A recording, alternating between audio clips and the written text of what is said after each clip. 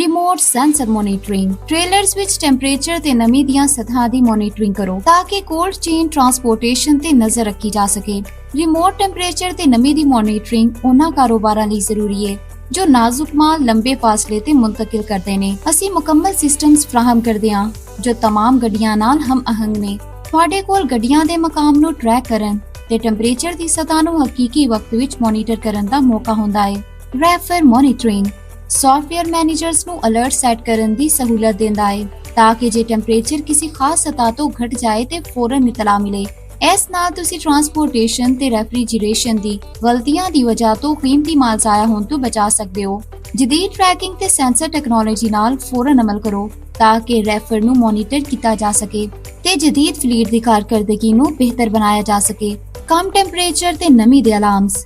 ਕਮ temperature ਦੀ ਹੱਦ ਇਹ ਕਾਬਲੇ ਤਰਤੀਬ ਹੈ ਤਾਂ ਕਿ ਜੇ ਟੈਂਪਰੇਚਰ ਕਿਸੇ ਖਾਸ ਸਤਹ ਤੋਂ ਨੀਚੇ ਜਾਏ ਤੇ ਤੁਹਾਡੇ ਕੋਲ ਫੌਰਨ ਇਤਲਾ ਆ ਜਾਏ। ਫੌਰੀ ਨੋਟੀਫਿਕੇਸ਼ਨਸ ਐਮਰਜੈਂਸੀ ਦੀ ਸੂਰਤ ਵਿੱਚ SMS, ਈਮੇਲ ਜਾਂ ਸਮਾਰਟਫੋਨ ਨੋਟੀਫਿਕੇਸ਼ਨ ਦੇ ਜ਼ਰੀਏ ਫੌਰਨ ਇਤਲਾ ਮਿਲੇਗੀ। ਨਮੀ ਦੀ ਮੋਨੀਟਰਿੰਗ ਨਮੀ ਦੀ ਸਤਹ ਨੂੰ ਹਕੀਕੀ ਵਕਤ ਵਿੱਚ ਮਾਪ ਕੇ ਤੇ ਤਾਰੀਖੀ ਡਾਟਾ ਵੇਖ ਕੇ ਆਪਣੇ ਫਲੀਟ ਦੀ ਕਾਰਕਰਦਗੀ ਦਾ ਤਜਜ਼ੀਆ ਕਰੋ। ਫੂਡ ਸੇਫਟੀ ਨੂੰ ਯਕੀਨੀ ਬਣਾਓ।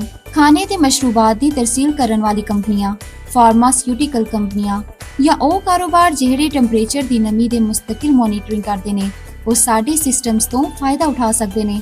ਕੀਮਤੀ ਕੋਲਡ ਫੂਡ ਤੇ ਮਸ਼ਰੂਬਾਤ ਦੀਆਂ ਹਾਲਤ ਨੂੰ ਮੋਨੀਟਰ ਕਰਨ ਨਾਲ ਫਲੀਟ ਮੈਨੇਜਰਸ ਨੂੰ ਸਕੂਨ ਮਿਲੇਗਾ ਤੇ ਮਾਲ ਜ਼ਾਇਆ ਹੋਣ ਤੋਂ ਬਚ ਸਕੇਗਾ। ਲੋਕੇਸ਼ਨ ਤੇ ਸੈਂਸਰ ਟਰੈਕਿੰਗ 24/7 ਆਪਣੇ ਫਲੀਟ ਦਾ ਮਕਾਮ ਹਕੀਕੀ ਵਕਤ ਵਿੱਚ ਵੇਖੋ। ਤਾਰੀਖੀ ਹਰਾਰਤ ਤੇ ਨਮੀ ਦਾ ਡਾਟਾ ਰਿਕਾਰਡ ਕਰੋ। ਰੈਫਰੀਜਰੇਟਰ ਨੂੰ ਖਰਾਬੀ ਤੋਂ ਬਚਾਓ ਹਕੀਕੀ ਵਕਤ ਵਿੱਚ ਅਲਰਟਸ ਦੇ ਨਾਲ। ਗੁਡਸ ਦੀ ਟਰਾਂਸਪੋਰਟੇਸ਼ਨ ਦੌਰਾਨ ਫੂਡ ਕੁਆਲਿਟੀ ਨੂੰ ਯਕੀਨੀ ਬਣਾਓ। ਜਲਦੀ ਹੀ ਵਾਇਰਲੈਸ ਇੰਸਟਾਲੇਸ਼ਨ ਜਾਂ ਕੋਈ IT ਇੰਟੈਗ੍ਰੇਸ਼ਨ ਦੀ ਲੋੜ ਨਹੀਂ।